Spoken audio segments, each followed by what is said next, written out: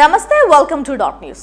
శ్రీకాకుళం జిల్లాకు చెందిన senior YCP నేత మాజీ మంత్రి ధర్మాన ప్రసాదరావు పొలిటికల్ రిటైర్మెంట్ ని త్వరలో ప్రకటించబోతున్నారని పెద్ద ఎత్తున ప్రచారం సాగుతోంది.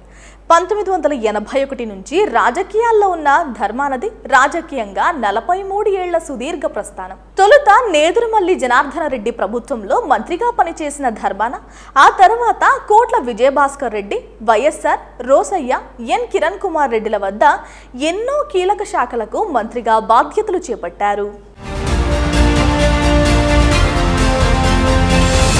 ఆంధ్రప్రదేశ్ విభజన తరువాత వైసీపీ వైపు వచ్చిన ఆయన జగన్ ప్రభుత్వంలో 2 ఏళ్ల పాటు ప్రధానమైన రెవెన్యూ శాఖను చూశారు.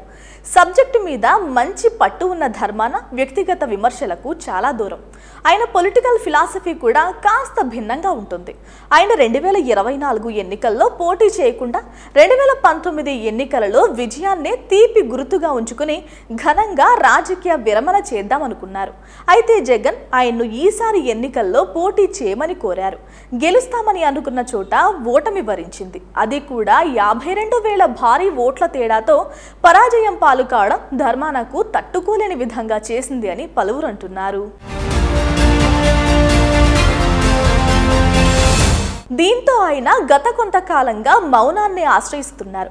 ఆయన రాజకీయాల నుంచి ఇక తప్పుకోవడం మంచిదని ఒక నిర్ణయానికి వచ్చారని మరికొందరు అంటున్నారు. ఆ విషయాన్ని జగన్ ని స్వయంగా కలిసి చెప్పాలని ఆగారట. తొందరలో తాడేపల్లి వెళ్లి జగన్ కి తన సంచలన నిర్ణయాన్ని చెప్పి పొలిటికల్ రిటైర్మెంట్ తీసుకుంటారని అంటున్నారు.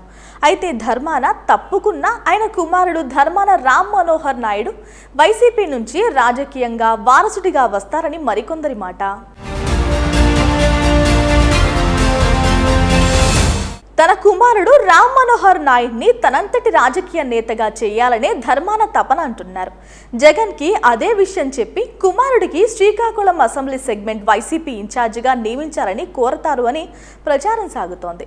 గత 5 ఏళ్లుగా తండ్రితో పాటు రామ్ మనోహర్ నాయుడు జనంలో ఉంటూ వస్తున్నారు.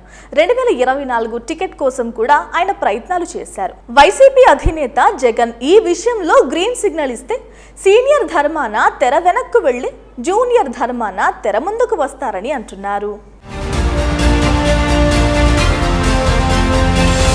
Please subscribe dot news.